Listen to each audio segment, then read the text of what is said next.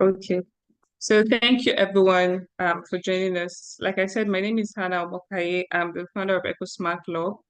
At the EcoSmart Club, we are a youth group of climate guides, and we are focused on empowering young people in championing sustainability in Nigeria.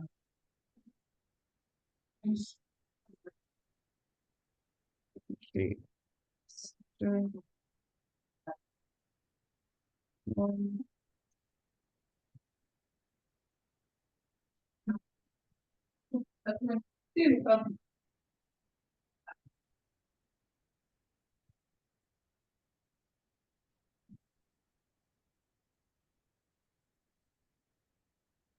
okay. Just like I was saying, our vision is actually to see an Africa where every young person is an active and informed contributor to a sustainable future. So young people are not just there as counting figures, but they are also actively participating in ensuring that we achieve a sustainable future. And for today, um, our first webinar today is actually focused on how we can include people with disabilities into climate action. For us at EcoSmart Club, we started at 2023 last year, and we started going to schools to reach out to students to train them on sustainability. But for the first time, we are piloting, and we are going to be taking this message as well to specifically students with hearing impairments. And as we go further, we're also going to be moving to other students with different types of disabilities. And for today, for our discussions today, we have speakers amongst us, um, men and women who are experts in disability and climate change issues. And they are not just experts by by the virtue of learning or maybe studying, but they're also expert by the virtue of lived experiences. And to kickstart the discussion today, uh, I'm happy to introduce our first speaker, Madam Rama Amina Aldu. And Madam Amina is a spinal cord injured 38-year-old disability rights advocate. And our advocacy is centered on inclusive policies and accessibility in education. And she's involved in diverse initiatives that are at the intersection of disabilities and climate change.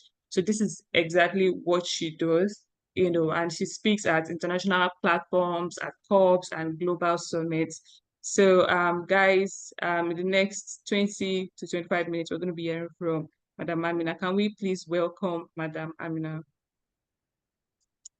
Welcome, Ma. Over to you. Hi. Hi, everyone. I'm honored to be here. I'll be talking on how people with disabilities are carried along, students with disabilities are carried along and, in the process of finding the solutions for climate action. I'm honored to be here. I appreciate you and well done for your efforts.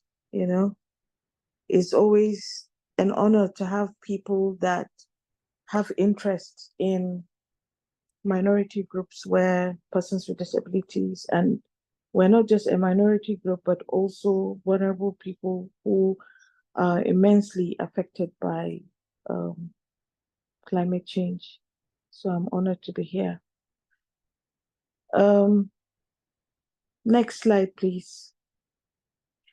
So we'll do a little introduction, and which is, let's talk about what climate change is.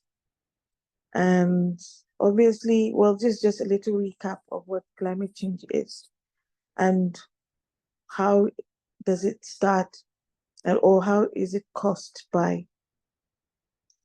It's normally caused by changes, long-term changes in Earth climate, especially in the average global temperatures. It increases the way the ozone layer um, is more prone to excessive heat due to what um, due to the use of fossil fuels like coal, oil, and gas. And especially in Nigeria, we also have deforestation, and also in industrial processes. These are all major causes that amount to the um, more of carbon dioxide in the atmosphere. Therefore, by trapping heat and causing the planet to warm up. So this is really what climate change is. And because of that, we have seen that we have had series of, the weather keeps changing. There is a pattern now that normally is not witnessed, but now we're experiencing more rainfalls and all those kind of things. So because of that, there is need for us to all be informed. Why is this? Due to the impacts that the climate change causes, like rising in temperatures due to the global temperatures that are increasing by the day. That's why we now have longer summer days and also, heat waves. I don't know if you have noticed that the temperatures that we now experience during the day, if before you start feeling hot around 12 in the afternoon, you can start feeling hot around 9 a.m. or thereabout. And also, another impact of climate change is there is an increase in the sea level. And this sea level is what really causes coastal frontiers, places like Lagos, God forbid, but they are prone to flooding eventually because of the level of the sea is increased by the melting ice and the glaciers. And also, this has also brought about, extreme weather um, events like hurricanes. Last 2 weeks, we have heard about the hurricanes in America that happened in Florida.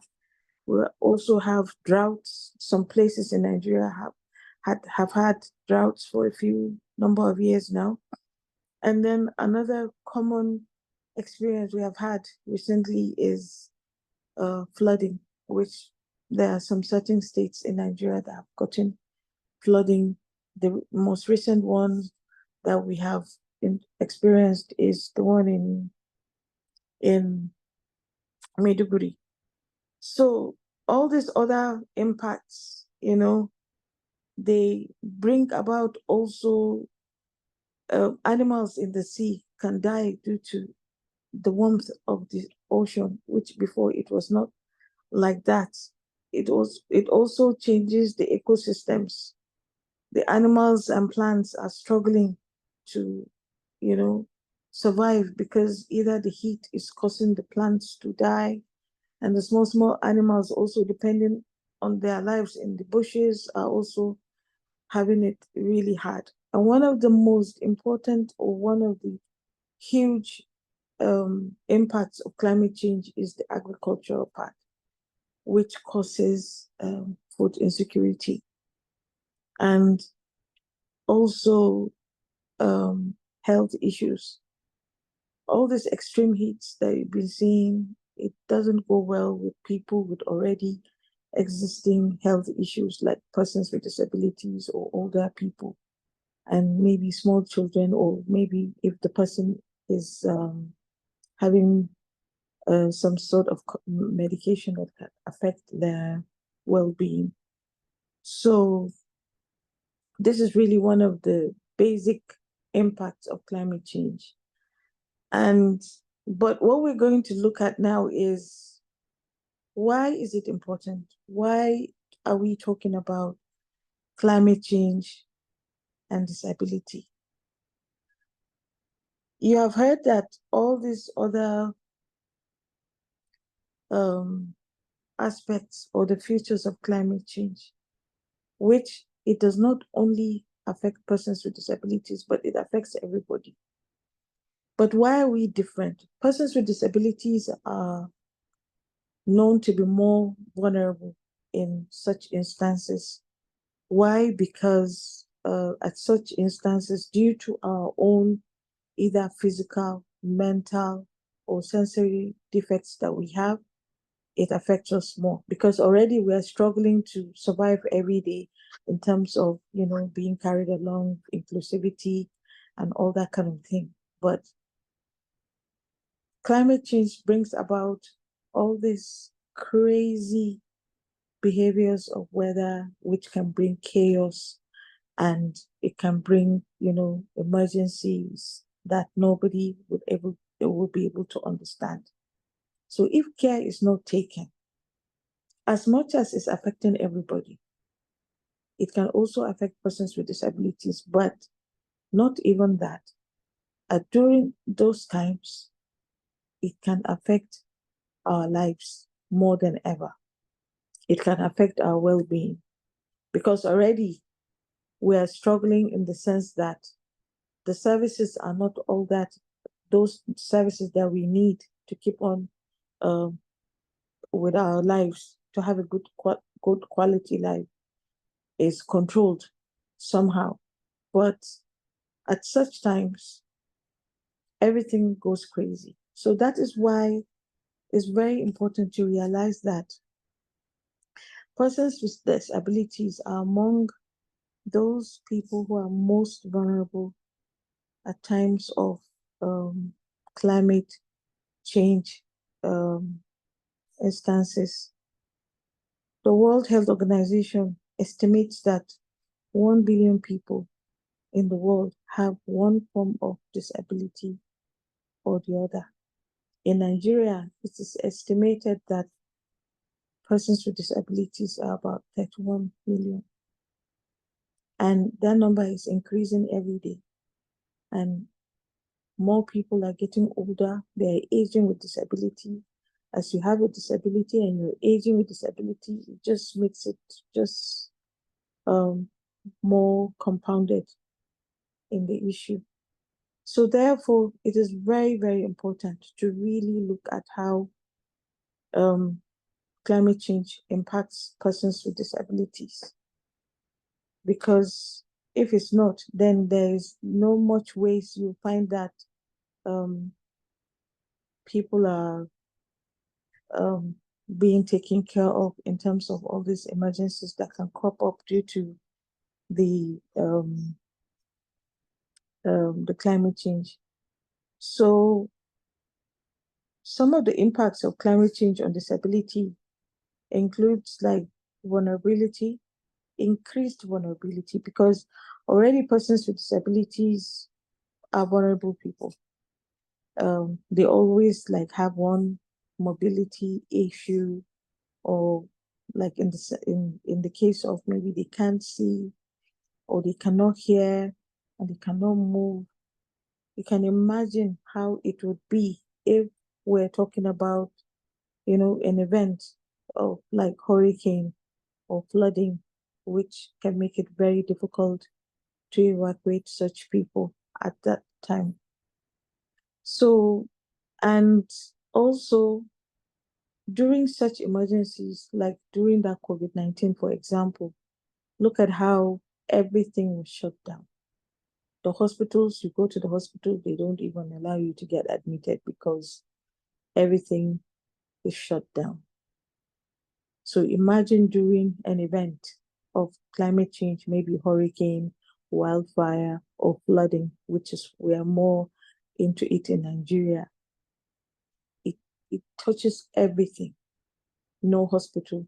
Majority of people with disabilities, especially with physical disabilities, you find that they always have one issue of going to the hospital, like maybe for their physiotherapies, for the physiotherapy, or maybe they have issues like speech therapy and all those kind of things. Some also rely on medical supplies.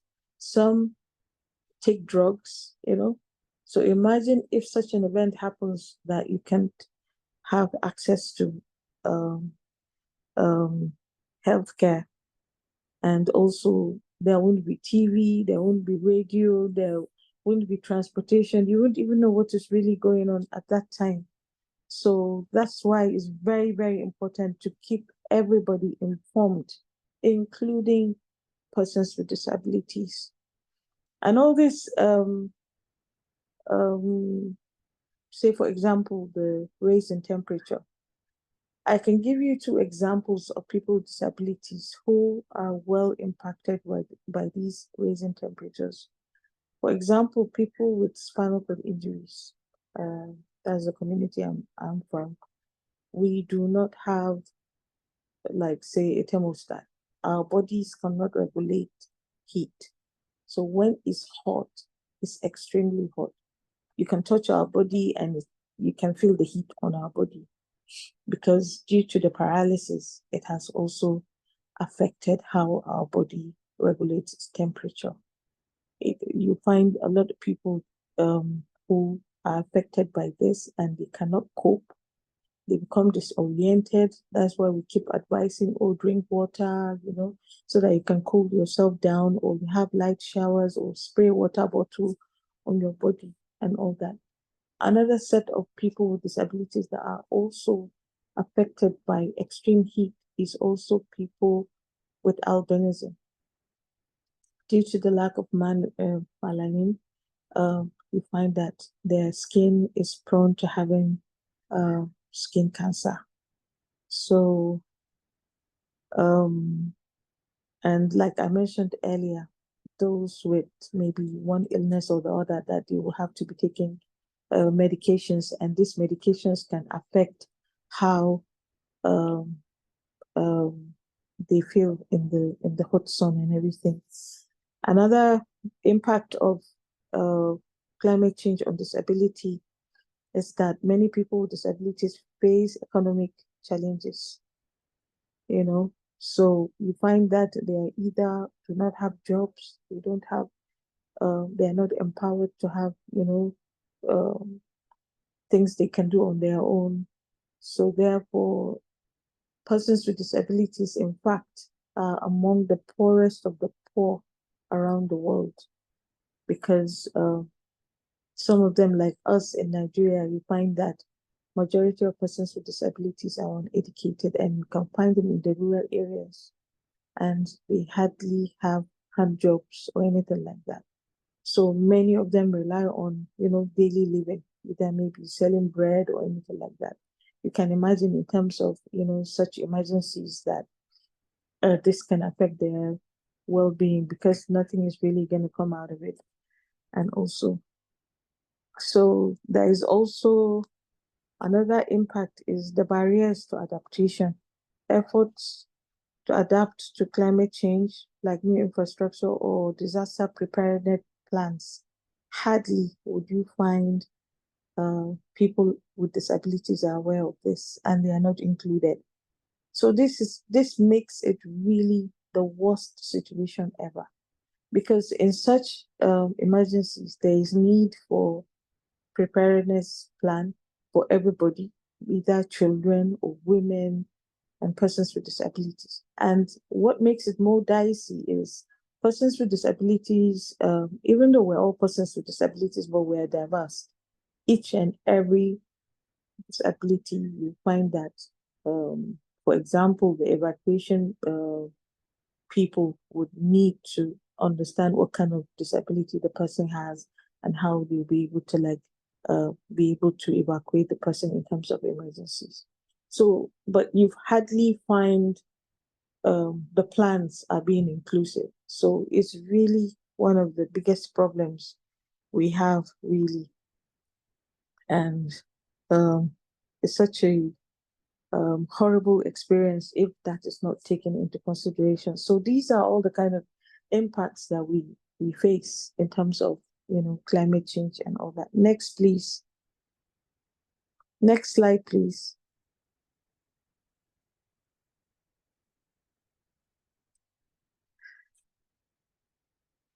Thank you.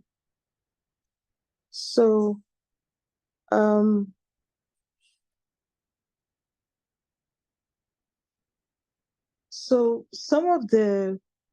one of the things that has really cropped up is, in trying to find solutions, not just the solutions, but to make sure that everybody is equal, regardless of whether the person is disabled or not.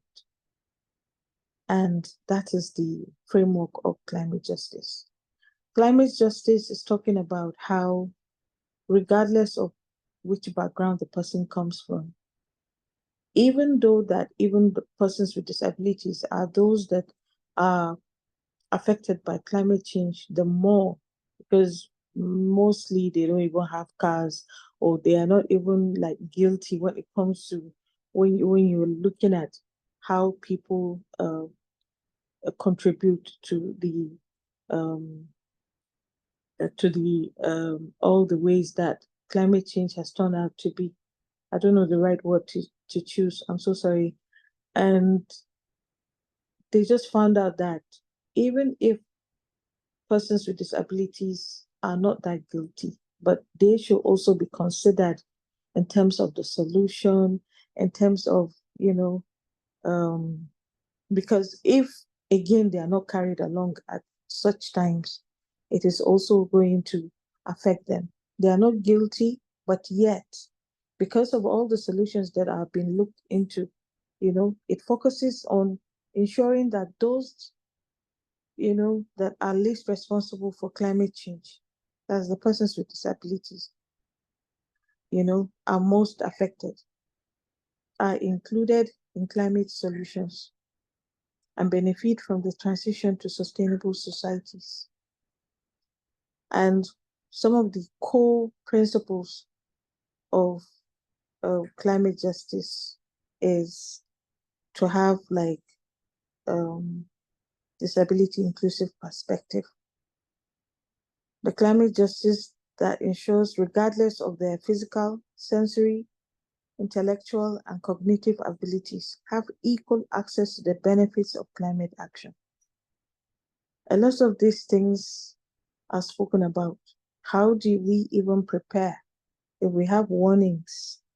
And then again, if such emergencies happen, you find that how do you now cope with the chaos at that time? Persons with disabilities are always forgotten. They are always put at the background. And if you don't know about it, you won't be able to help the process. Recently, I saw a video of Maiduguri flooding. I saw a lady who was crawling. She didn't even have a wheelchair. And it looked as if, half of her body was not moving, but she was using her other part of the body to crawl on the ground. They were sharing food, and there she was behind. But because the able-bodied were the ones that surrounded the guy that was sharing the food, he didn't see her. Another thing that climate justice also talks about is there are times that they talk about, loss and damages. Those that have been affected, they still need to be like socially protected. And again, still, persons with disabilities are still forgotten. So therefore, the framework of climate justice is talking about never to leave anybody behind.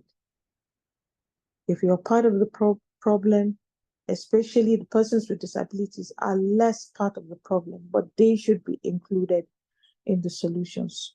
Let them be put in preparedness. Let them be put in the solutions.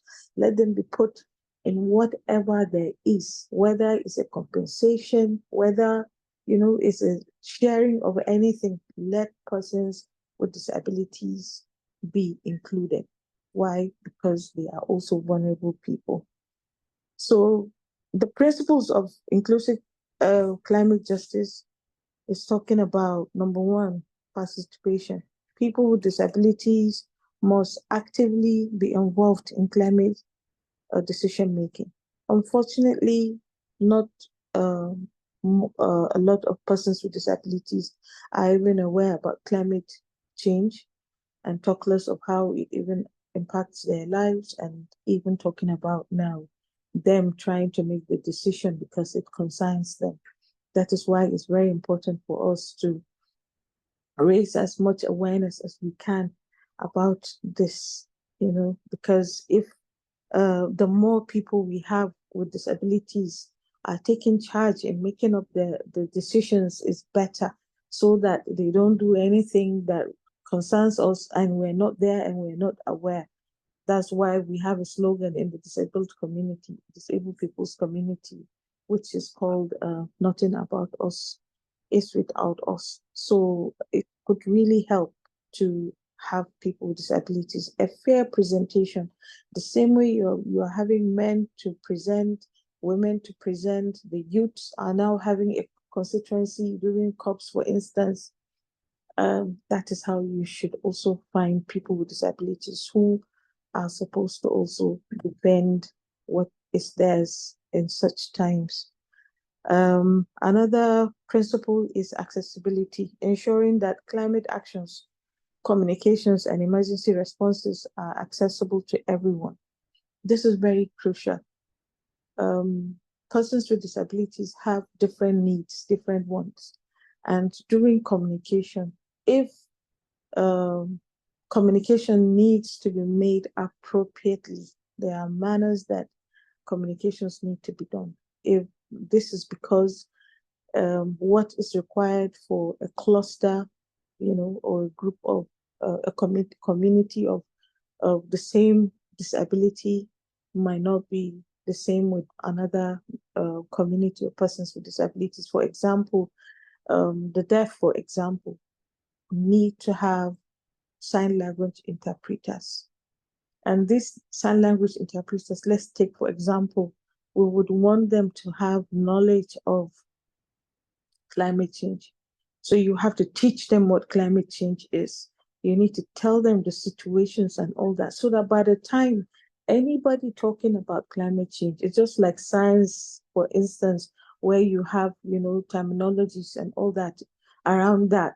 So therefore, these sign language interpreters are able to communicate more effectively persons that are listening to them, because that is what is required for them to um, communicate to people that are deaf. The same thing also goes to people who are blind. These communications also need to be, some scripts need to uh, be in braille format, so that um, people that are blind will be able to like read and understand. And of course, we have posters that need to be, maybe be in bigger uh, fonts, so that those that cannot look at small letters, they could see the bigger letters and all that kind of things. So also number three is reliance and equity. Climate solutions must prioritize the resilience of the marginalized groups, including people with disabilities. This because whatever it is, people need to be empowered. Persons with disabilities need to be empowered, ensuring equity in disaster preparedness. Like I said earlier, anything that you're doing, once you train, you empower people with information, they will be able to, stand the test of time in terms of, whatever um, problem there is to come. They already know it's coming, so they can prepare, you know. And we as disability advocates will also be able to know that, okay, this will be better for this cluster and this one will be better for this cluster. But the most important thing in preparedness is resilience, protection, so that people don't suffer too much in terms of if there's an emergency or anything like that. So therefore, there is need, no matter what, to have advocacy for inclusive policy. Um, so now the issue now is educating students with disabilities on climate change.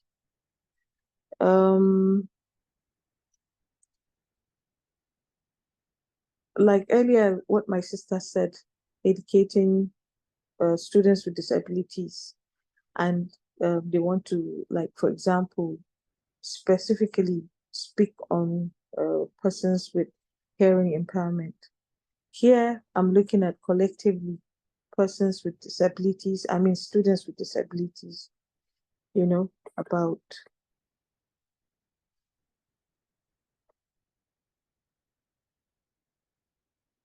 sorry, another call came, so sorry. Oh,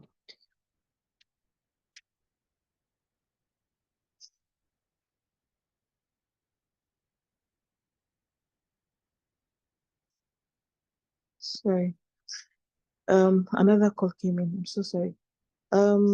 So teaching students with disabilities about climate change requires inclusive, accessible, and engaging approaches that cater for diverse learning needs. And, you have to use strategies based on, there's what is called, Apply Universal Design for Learning, UDL. It's a framework that promotes flexibility in teaching and provides multiple ways for students to engage with express with and express their understanding of the concepts of climate.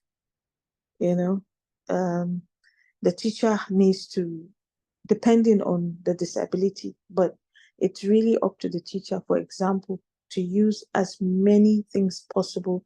There are times that they will need to use posters. There are times that they can use videos, and you have to be really explicit in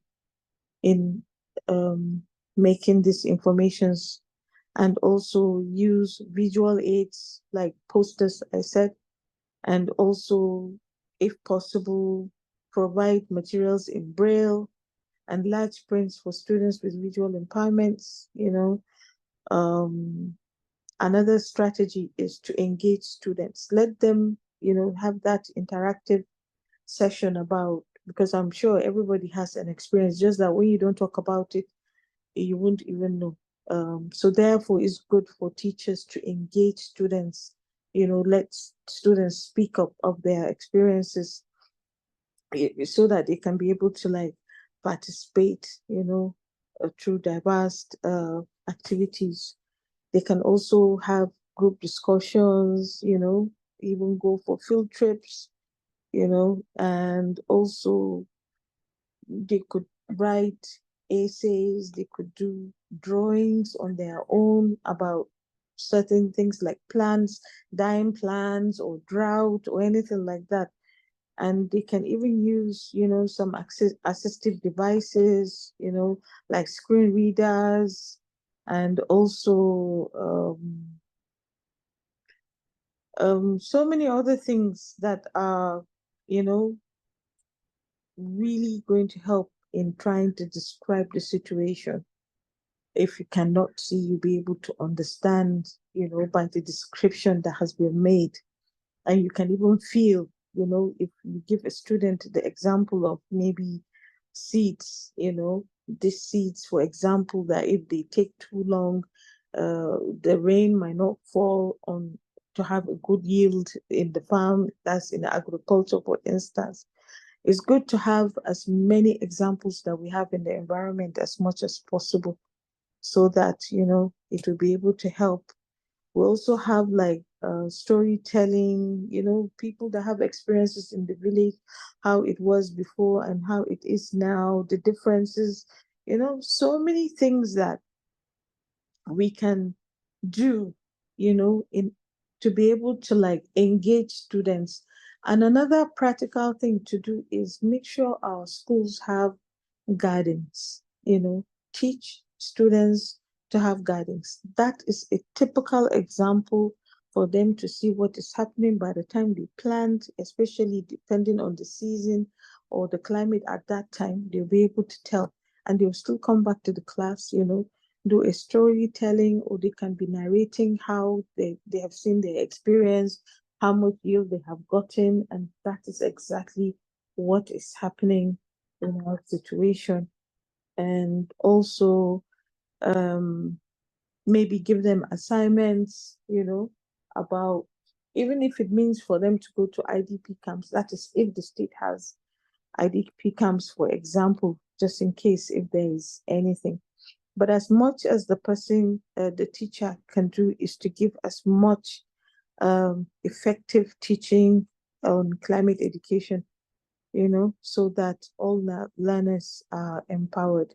And whatever it is that they are doing, they need to mingle together. Because, for example, in terms of emergencies, it doesn't really matter whether the person, even if the person is not disabled, but they will be able to look out for their schoolmates or maybe their neighbors or anything like that. So whatever it is, let it not be done in a segregated manner. It's something that affects all our lives. So therefore, it has to be done at the same time together with other learners.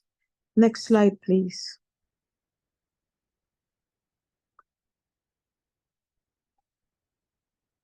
Okay, so I just felt it's important, to add this, and that is the call for action.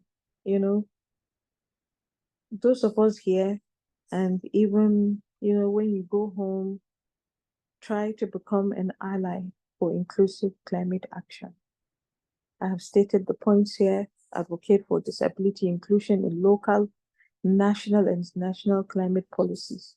Without us being specifically mentioned, let it be explicit. Let it not be just a statement, okay, we're putting persons with disabilities. No.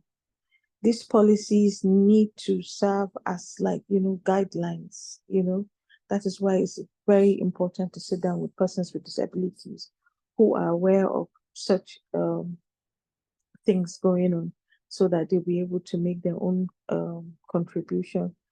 And so that even the people are not there, the policy should speak for itself, so that at least we have that participation and also words from people, from the people with disabilities community. Engage with disabled communities to understand their specific needs. It's not always about just going to Abuja and, having tea breaks and having programs. The real people that you're talking about, they need to be among whatever there is, because that is how you will learn. you know um, you cannot just find a solution to something that is not there. So it's always good. We have different organizations of persons with disabilities, and they are all ready to be invited. Even if they don't know what it is part of our jobs, as disability rights advocates, to give them capacity building of what is going on and what is expected of them to do, so that they too they have a say. Promote development and dissemination of accessible educational materials. This one, yes, this depends on also, say, for example, Ministry of Education, and maybe inclusive education teachers who should be in the best position to give appropriate education materials. Support and amplify disabled people's voices.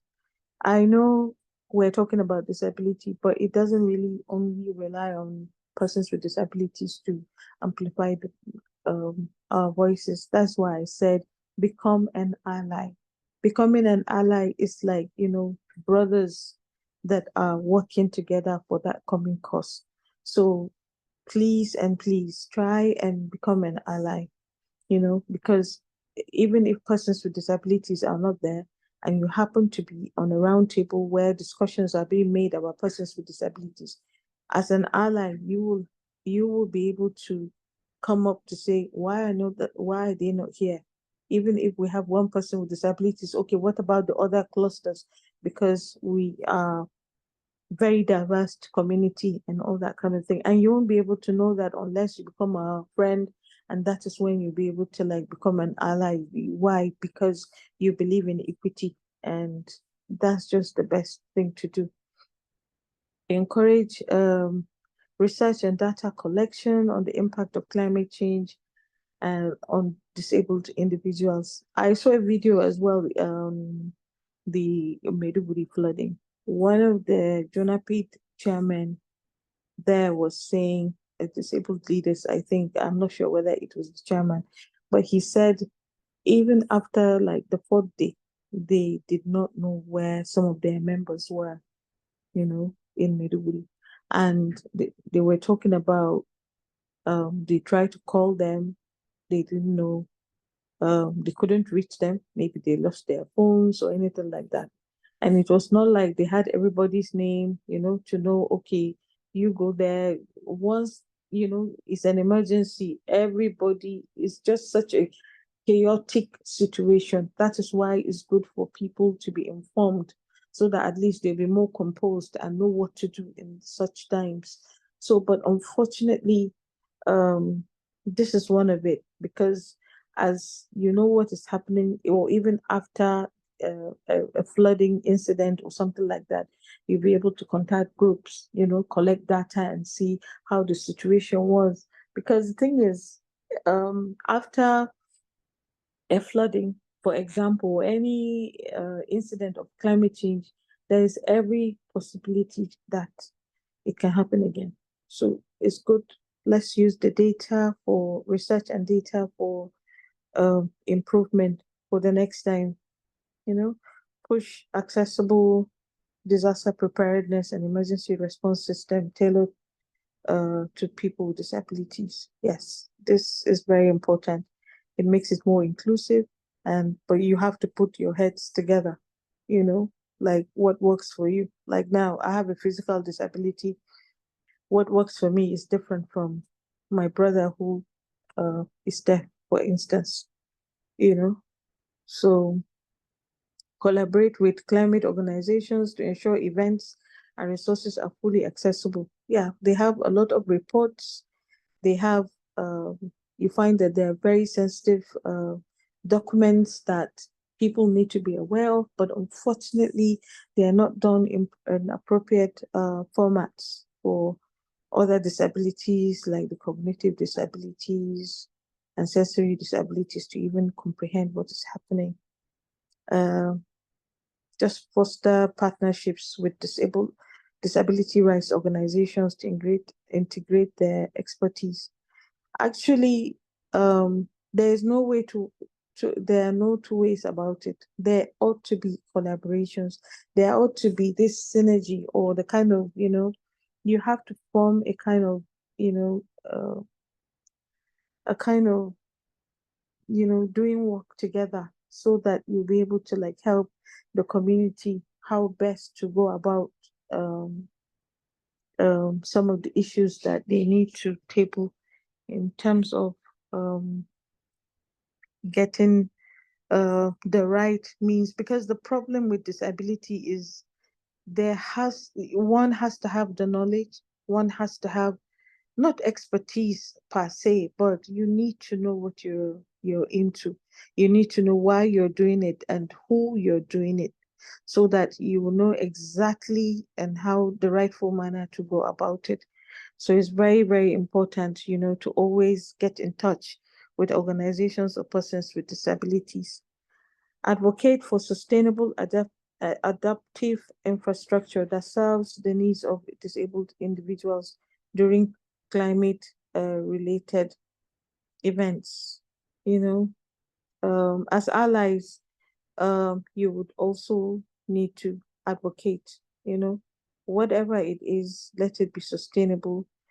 The problem with, in case of climate change events, there were times during the Katrina hurricane. I can't remember what year it was in the United States. They evacuated people, for instance, persons with disabilities. But would you believe many of them died? Not from the impact of the hurricane, but because the services were not there. The shelters were not accessible for persons with disabilities, and it made it really hard. And before you know it, they kept coming outside to check, and they end up seeing the person dead. So whatever it there has to be a synergy from the beginning to the end. Inclusion is the key word. Persons with disabilities must be included. If they're included, how are they included? This is a very important way to know. And because we are talking about climate change, it's different from inclusion in education. It's different from inclusion in maybe in flying. When we're talking about inclusion in climate change, we're talking about the preparedness. We're talking about what about in the event of the the the the incident that is happening, whether it's wildfire, whether it's flooding. In Nigeria, we have issues with flooding, and we also have issues of drought. So how are people with disabilities included? You know, and another major thing you can do as an ally is to help spread the word, spread awareness about the intersection of climate justice and disability rights, making it a central part of the broader climate activism efforts. Because I'm telling you, if you don't talk about it, once you raise voice, that's when those big people will be able to like understand, okay, let's sit down and talk. Because there is no point. You're trying to save everybody, but yet there is a small number of people, who are they are not should I say neglect, or are they deprived? I don't know. We shouldn't use such words, but I think if they're included, then nobody else can use such words.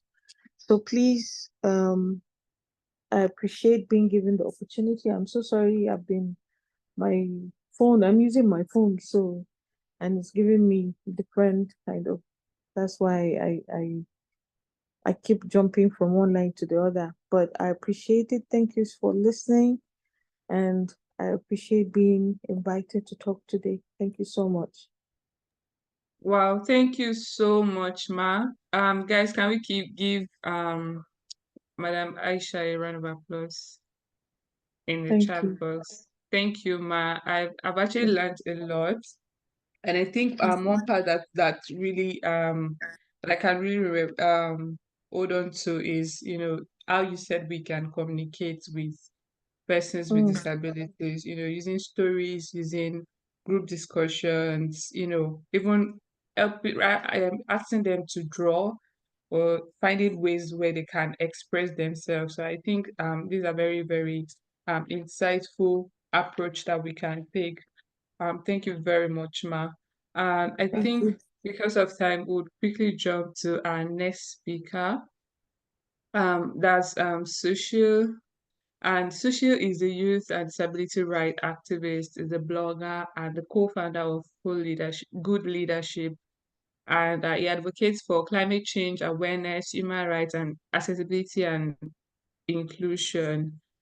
He's based in Nepal, and despite losing his sight at age 11, he has been a leading voice in disability advocacy, and he uses radios and online platforms to raise awareness. So, guys, let's welcome Sushi to the call. Hi, Sushi. Hello. Can you hear us?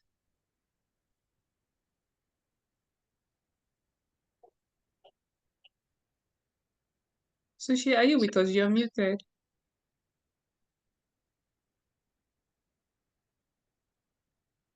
Hi, Sushi.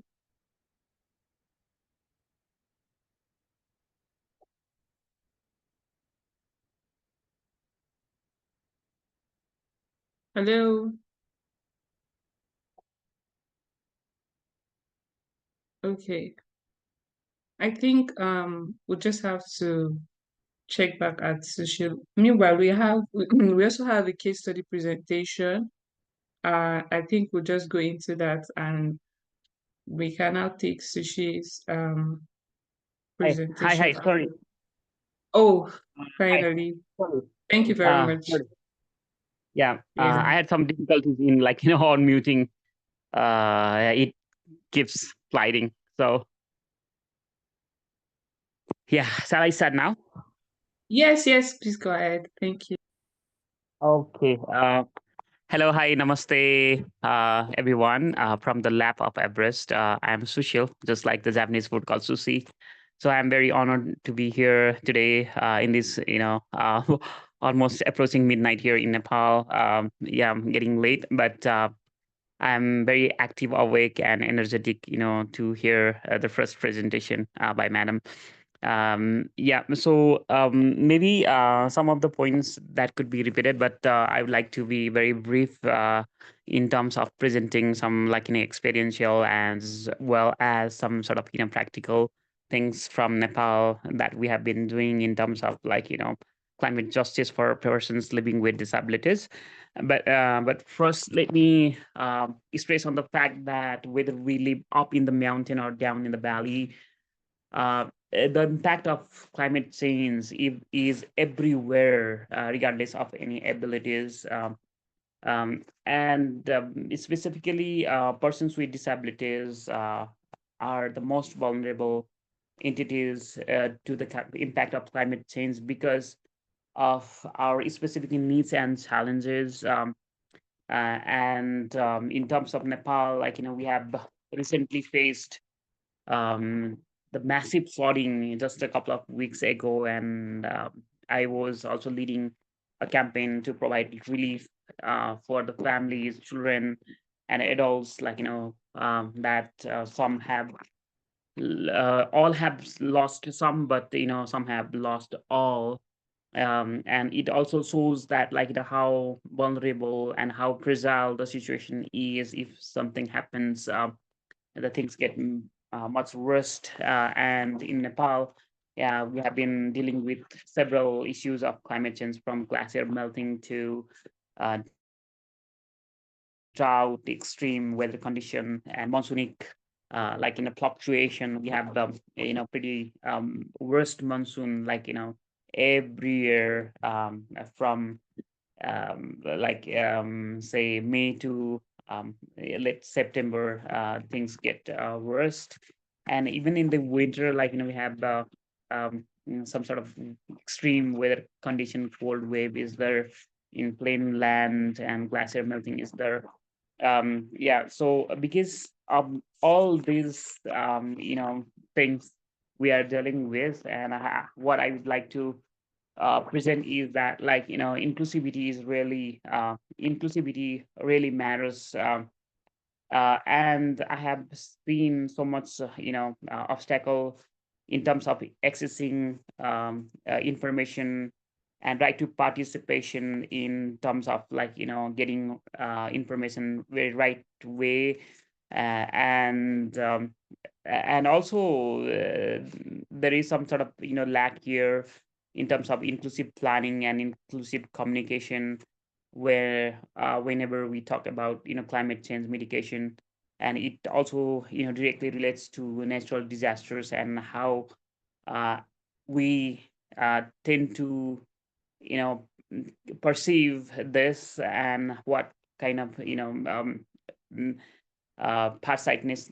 farsightedness we adopt in terms of combating all um, the impacts, potential impacts that really symbolizes some sort of urgency, right? So having said that, I was through good leadership, organizing a kind of community of practitioner for especially with bunch of young people living with disabilities. Because sometimes what I have felt is like people talk about different issues as fancy or buzzing terms, but in reality, in simplified way, they don't know like what that really means, like but several big bloated organizations like UN and so many other entities, they have like we can see like climate change everywhere,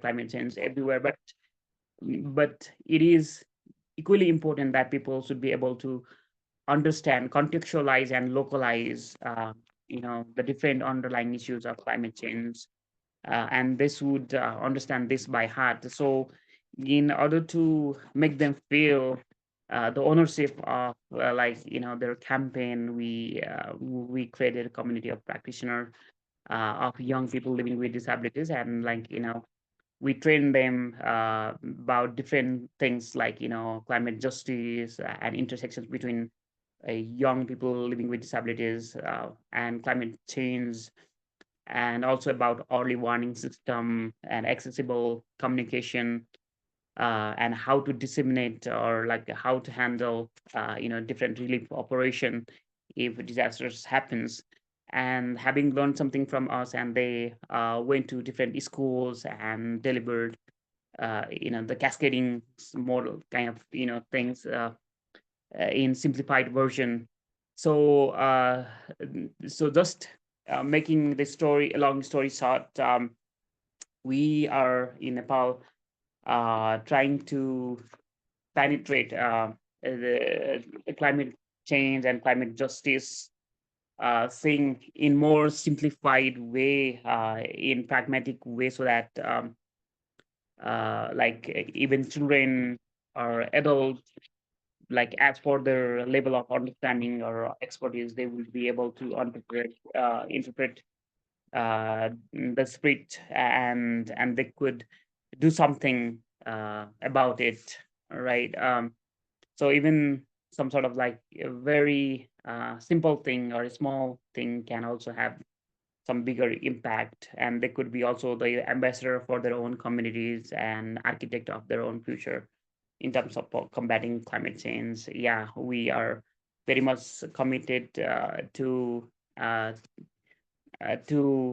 contextualize this in the context of Nepal, so that more people will be aware of the different impacts of climate change. And also there could be some sort of progressive realization in terms of our own roles and responsibilities, to deal with this. um yeah, so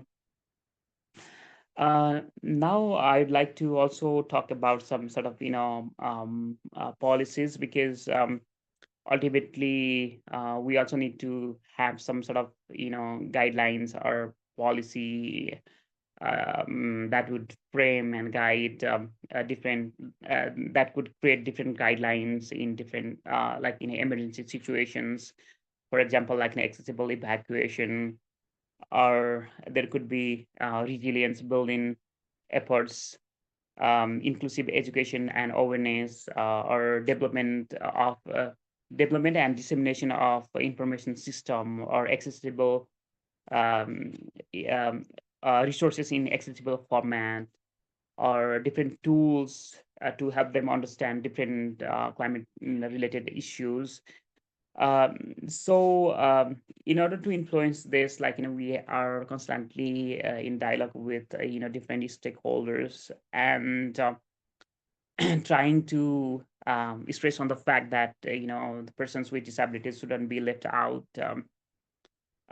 right from the planning to implementation. So there is some sort of gap between perspective and practices, but bridging this gap, and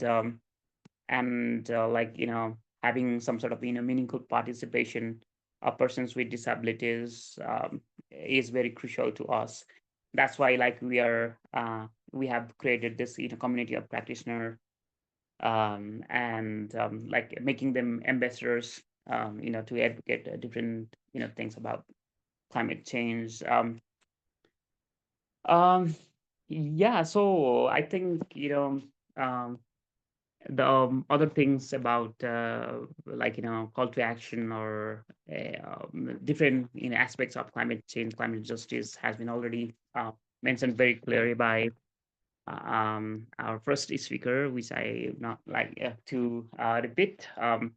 Yeah, so yeah, this is the thing that we are doing in Nepal, and we really want to go together. We really want to grow together. So our spirit is just like going together and growing together, so that we could combat the impacts of climate change more collaboratively, and we can also co-create and learn something from each other as well. Yeah, so your experiences could be some sort of lesson learned from us as well, because I already told that the effect of climate change can be seen everywhere, in every corner of the world. Yeah, so yeah, I'd Thank like to you. thank you for this wonderful opportunity. Yeah, thank you very much, Sushil, for that very awesome presentation. I think I was able to relate. And one thing that I think we cannot agree is that this impact of climate change is the same everywhere. Just like you said, as we're experiencing flood here, they're also experiencing in Nepal as well. And the issues, unfortunately, with stakeholders are the same everywhere. And I think I like the idea of the community of practice that I created. That's really an awesome initiative that we can also learn from.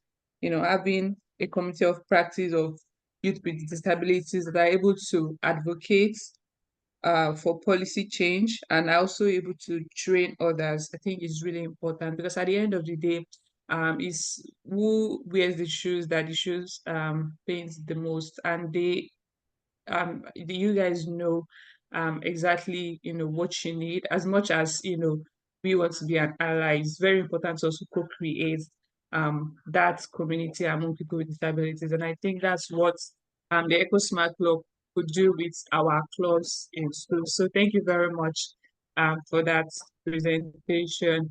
Thank you everyone that has joined since the beginning. We really appreciate. And we're moving on to the last speaker, and after which we are going to be taking questions and answers if you have any. So, hi, Mabo. Yes, hi, Hannah Okay, and thank others. you very much. And let me quickly introduce Mabo. So, Mabo is the national coordinator of the Friends of the Earth organization at Sierra Leone, and his initiative promotes sustainability and climate justice, and they are also very dedicated to empowering vulnerable groups. So he's also a case study presenter, and he'll be sharing what they've done in the organization with us, and we can also learn as well. So over to you. Thank you. Yes, thank you very much. My colleague presenters. Thank you very much. I really appreciate. Yes, my name is Mamu Alfasano. Mm, Yes, the organizations I'm representing is Friends of the Arts Sierra Leone. Um, the project title that we did is Climate Education and Participations Projects for People with Disability in Climate Change Mitigation Discussion Decision Making System. Yes. Um, the introduction of the project, after everything we have done on the project towards the project. So Friends of the Earth Sierra Leone Climate Education and Participation Project for People with Disabilities in Climate Change Mitigation Decision Making System. Building projects aim to enhance climate literacy and promote inclusivity for children with disability across 15 targeted schools in Sierra Leone. This presents a comprehensive case studies highlighting the project successes, challenges, recommendation, and lesson learned. Under the introduction, we targeted 15 schools. So you can also see the activities that we did, the photo of the communities, the schools that we engage with the different groups. This is one of the vulnerable school, which is School of Blind. So the man we you are seeing is Hanafi Sowa. He also a disabled person. He is a principal of the school. This is also another community that we work. We mitigate climate change activity with vulnerable people with disabilities. So we come to the success of the activity. So one of the success is increased participation, where we engage 80 children with disabilities. Person living with disability include deaf, dumb, albino in climate education's carbon footprint activity, significantly improving their self-existing and social skills. Let me just deliberate on this, the first area, which is increasing participation. And in some communities in my countries, some disabled will even afraid to attend school because provocation. They will ashamed because when sooner you are disabled, maybe you are deaf, you are dumb, your part is somehow vulnerable. So maybe your colleague will provoke at you in school. So we come to the accessible educational material. So we think about the resources, develop resources, including barrier materials, visual aids. So during the project activity, we use different materials. So maybe the deaf, the dumb, albino that they can see, so that they will able the poster can able to speak much more better, because some in even some villages, some people are not educated. So we can use also a poster. So the poster, we can able to educate them what actually the poster is mean. We explain everything to them. So on the climate education accessible to all participations. So we think about the teachers, which teachers capacity building. So inside the project, we train 50 teachers, but more than that, we trained 50 teachers, inclusive teaching methodology, how they can able to teach with their various schools, with equipping them to support learning need effectively. So how best they can able to adapt so the marginalization in the various schools we stop actually, because some maybe why make some of the children which they are living with disability, they are more drop out from school because of provocation. So mocking at them in school. So sometimes they will stop. But like in my community, one side we have a school of blind. So only the disabled are attending that particular school. So maybe they are more attending in that school. So that's why even why you see that the man with the walking stick, um, he is a principal of the school, so he can speak to them better because he also a disabled. So we think about the other community awareness. So in the project, we also raise community awareness among parents and community regarding the importance of including children with disability, carrying the discussions leading to enhanced support. So in the community awareness, we also invite different parents then, all those children who are living with disability, their children are not attending school. So we also engage them how best we can also they can also start to attend the school. So we do this so to be more peaceful within the society, to work in harmony with also. So tomorrow maybe they will be a future leaders. So we also think about a collaborative partnership. So we also establish a partnership with different NGO, government agency, facilitating broader community engagement, resources sharing. So we engage with different institutions, how best we can also get the resources for the near future, how best we can able to expand the project activity. So we come to the challenges. Under the challenges, we think about physical barrier. So we think about physical barrier. Many schools have inadequate infrastructure, limiting physical access for children with mobility. Like these mobilities, we think about some disabled unless they use the wheelchair and others. So some of them are not, they are lack of mobility, and also the infrastructure system in some schools is very poor. So some parents are also raise a concern on this during the meeting with different stakeholders about this, and also the school management with the children.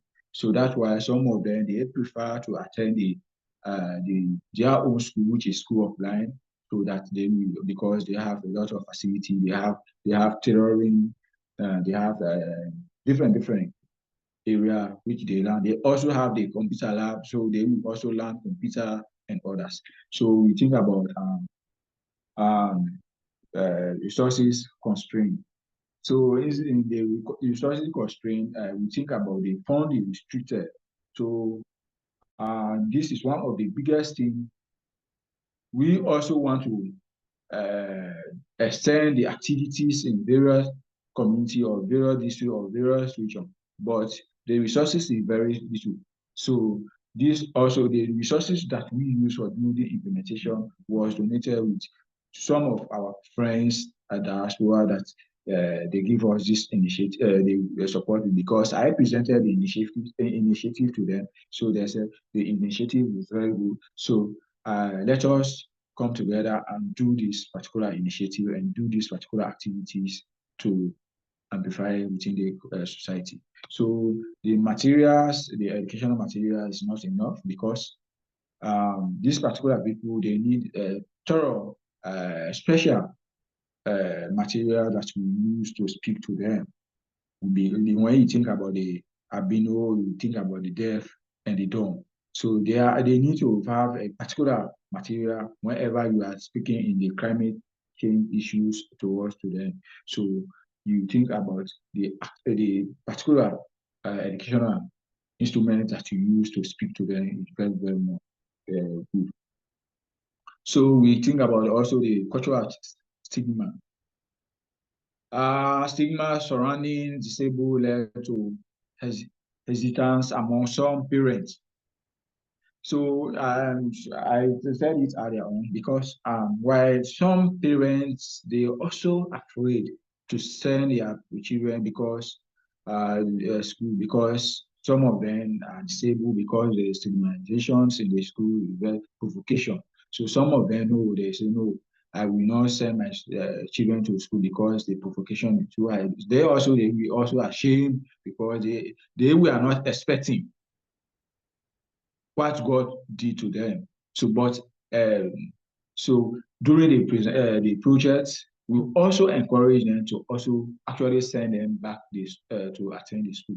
So the parent them, some of them are said, but some of them still have challenges to send their disabled children to school. But we are still emphasizing how best we can able to reach out to them. So we can devise our needs, which is disabled, the wide range of disability among participants, necessity, more individualized approaches which provide challenging within growth setting. So a very necessary some participants we are happy, and some other participants we are not happy because they will also ashamed of what actually they are facing within the society. So the provocation and others. So that's why some of them actually they say, no, I'm not going to school because I am deformed, I'm disabled, I'm this, I'm that. So that is it. So one of the less we think about the lesson learned, we think about the infrastructure improvements. So future projects must prioritize enhancing school facility to ensure they are accessible for all children, regardless of their physical ability. So one of the things we infrastructure issue thing that we engage with, which is lesson learned in the near future of the project, sooner after the implementation or after the project. And we also need to make a provision for the disabled, the route to the classroom, make a in terms of the infrastructure. Whenever the government and other partners they are constructing a school building, they need to have a passage for this disabled so that they will know the route that is going to the class and also where the route that is going to the toilet also. And the other one is ongoing training.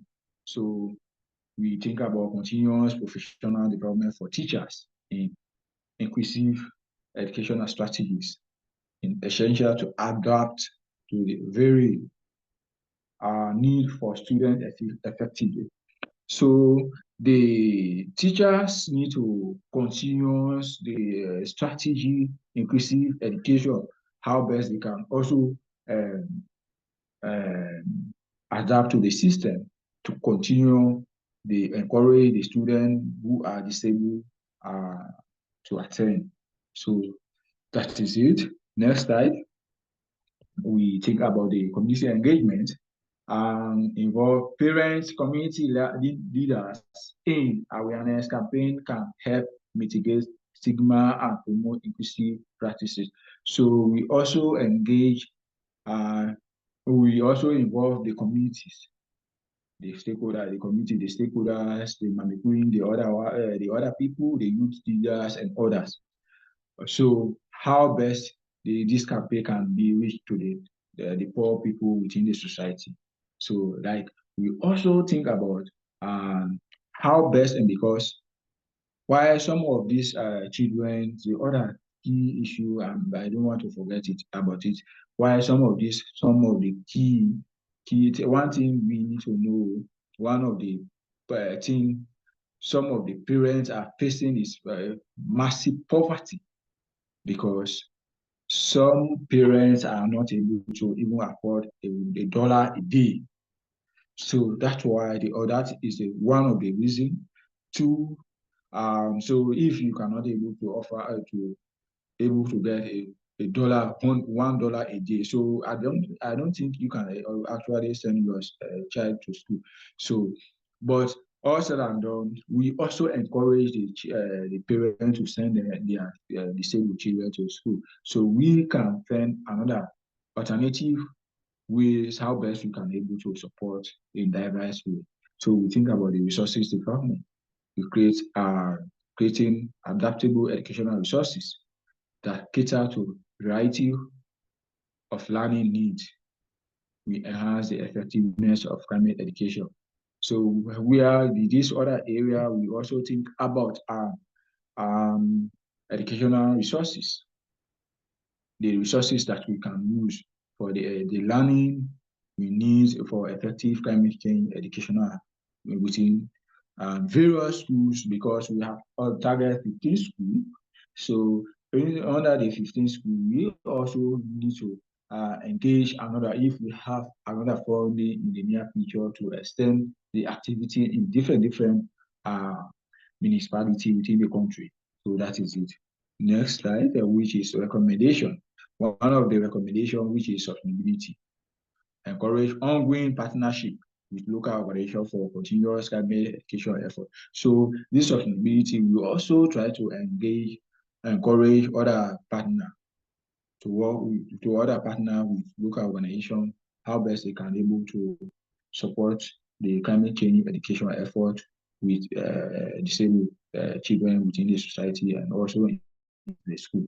So that is it. So we also think about the policy advocacy to work towards integrating climate education into national curriculum and local policy. So this is also very key. So we also think about how best we can also do the governments and the organizations, how best and other partner, how best the national level, how best they can be able to put it in the curriculum, school curriculum, to be a policy so that the disabled children will be free within the society. We think about the scalability, explore opportunities to extend the project to other schools.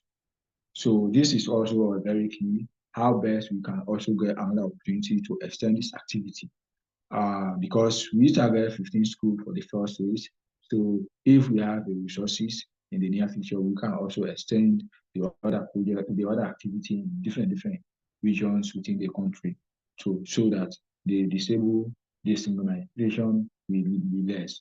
But if not, if we only target the 15 schools, we do not continue the other balanced schools within the country, it will be according actually because we have a lot of things to do because of the limited resources. That's why we did this one. So we come to conclusion.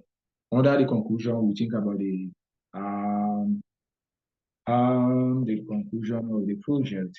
We make a project has made significant strides in empowering children with disability in Sierra. So inside the project, the project is we try to empower uh, a lot of children who are living with disability within the society. So today, they are also educating their colleagues within their various municipality. So they are actually, some of them actually know the address, how best they can be able to adapt to the climate change environmental issues. So I don't want to forget, last year also, we also engage, we also work together, the disabled children and other disabled institution, schools. We plant 5,000 trees in various schools. So they were also the backbone of the project, how the project will be the sustainable project within the society. So because we also use the economic trees harvest, so mango, orange, and others. So in the near future, the other disabled children will also use as a food to eat in their campus. So we also, the last one, which is about now, we think about the focusing on inclusivity and community engagement. The initiative has not only increased climate awareness, but also foster a supportive environment for children with disability. So under this, the advocacy has been gone far as far as in different locality, in different uh, diaspora level. So we also think about the addressing the identify challenges and apply lesson learned with be clear for the sustainability and scalability of the future initiative. So in this one, so we also they think about the sustainability, scalability of future initiative and the lesson learned. So that is it. So we have a lot of things to do. So towards this particular project in the near future to extend this initiative with different disabled students in this part of the country. And likewise in various parts, and maybe my colleague from Nigeria and other countries, Nepal and others. So I'm appealing how best you all, because I'm not disabled, but I'm also an activist. So I'm trying to advocate for the disabled. So in one of my the school that I call the School of Blind, so I have actually advocate for them how best and some donor will actually help them to construct a school for them. Also think about how best they can also get the government, the other donor will start supporting with school feeding and other educational material. So they have not yet approved, but actually I'm still the fight how best the project will be approved so that the material maybe less. So then the majority of the disabled in this part of the district we also actually be attending the school so that they will be happy because if they are all the disabled are attending one school, it will be happy because they will know how best they can able to adapt and are able to address the issues within themselves. So that is it. Thank you all. Yeah, thank you very much. Um, thank you so much for sharing the amazing work that you're doing. Can you guys confirm that you can hear me because it's raining right now?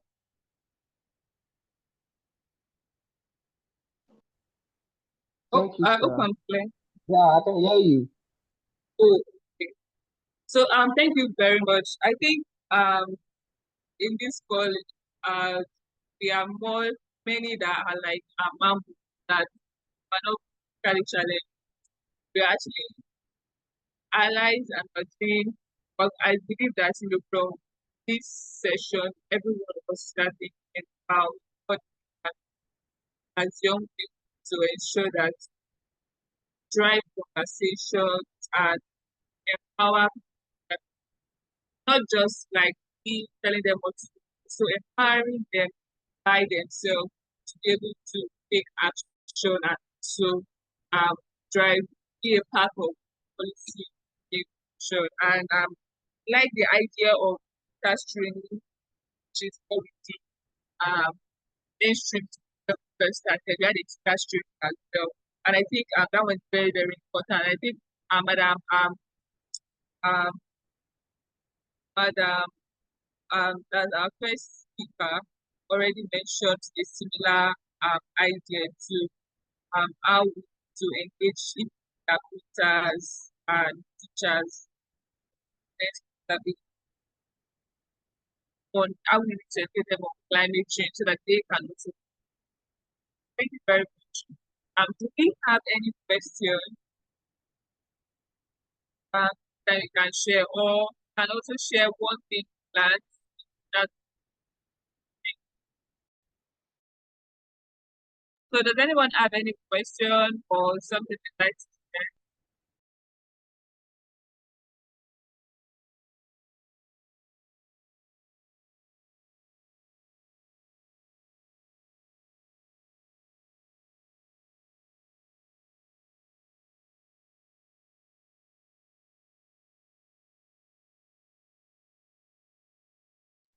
Can I go ahead? Can you hear me?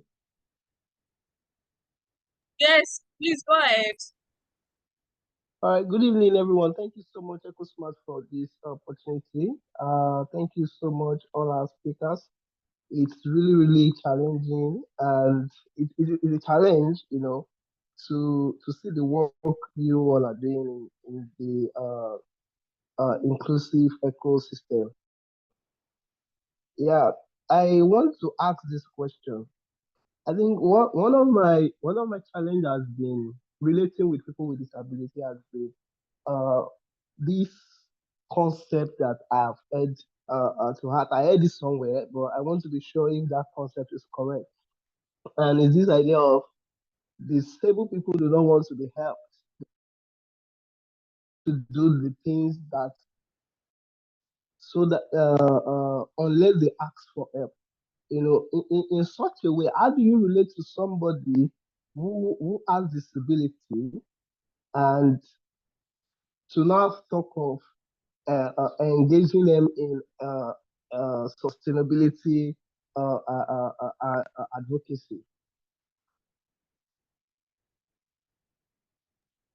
Thank you, Joshua, for that question. I think Mr. Mambo can give insights on that. Yes, thank you very much for the wonderful question. Yes, let me just deliberate on actually the question that you asked. Towards the questions, my organization and the previous leadership, which is the former president of Republic of Sierra Leone, which is H.E. Ernest Bai Kumar, and during his regime, He gave a ministerial position to one of the disabled. He was also a minister of social welfare and children affairs, actually. So based on that, there was a lot of developments they did to promote the vulnerable, the disabled within the country. So likewise, this other government, there is a challenge, but we as organizations, they cannot able to speak their own voice, actually go viral. So we as organization, we as civil society activists, we are advocating for them, actually, because we look resources for them, how best they can able to stay where they stay, because government created a quarter for them, build a lot of structure for them, so they are living there, actually. But what they eat and the schooling, the government also builds school for them. But the other challenge is the food and other things. So we as organization and other partners, donor partners, we are always advocating for them how best they can able, government and other partners can able to support them in terms of the food and other learning material. So that is it. Thank you very much, Mambo, for that insightful response. And I think one thing I can also add, based off on what Sushi and Madam Amina shared earlier, is that it's not just enough for us to say we want to help them, but we also need to empower them to help themselves. So in the case of Sushi now, what they did was create a community of practice of young people with disabilities. So they actually themselves, and I think it makes more sense because that's where the vision comes. So um yeah, it may not be like totally true regarding, them, but if you it depends on how you're approaching it. Maybe you're approaching it from a savior mentality, or it should actually come from a place of collaboration, or anything you want to do with them, collaboration and helping them to be the change, just like um every other vulnerable groups. And they will also tell you that there's nothing that they do that they cannot do. So for instance, we had Sushi that joined this call, is visually impaired. Madam Amina too, she the spinal cord disability, a person with disability, and you saw how both of them presented very soundly. So we need more people like them, to drive conversation. So yeah, I think that's it. Okay. So we have Bola Usman, and he shared his experience, said that it's a wonderful experience and is further educated and enhanced. Okay, further educated and enhanced empathy to inclusiveness and extension of awareness and advocacy to the special community. He said the Sierra Leone case study is worthy of domestication, and luckily, platforms to be leveraged upon in Nigeria. Okay, so this is Bola Usman, the convener of Islamic Club and Empowerment Initiative. Thank you very much, Bola, for joining us. We really appreciate that you joined this conversation and it's insightful for you. Thank you. If you have any other thing you'd like to share, you can also drop in the chat box, or you can also say it as well as we round up. Mambu, sorry, your hand is up. Do you have a Yes, contribution? yes, to us, just an addition actually. And actually really interesting. I forgot to add actually in my presentation. One of the school that also we actually engage them, which they have a lot of disabled. They have a farm which they are working there. They have farm. They plant cassava, sweet potato, maize, pepper, and others. So because they also use during the lunchtime uh, to eat during the lunchtime. So this is also amazing. uh, wonderful initiative, the particular disabled school that they have actually. So they are living in harmony. So they do not actually depend on maybe actually in maybe donor funding and other partners. They actually help themselves. They also plant rice, which is IVSC, rice farm. So they have. So maybe then few days ago, a Daniel, few I will share with you the photos later.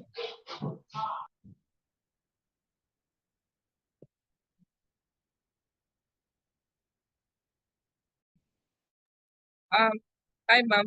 Thank you very much for that contribution. Thank you so much. Do you have any other question or contribution? And can we drop one thing we learned or we're going to be doing afterwards in the chat box?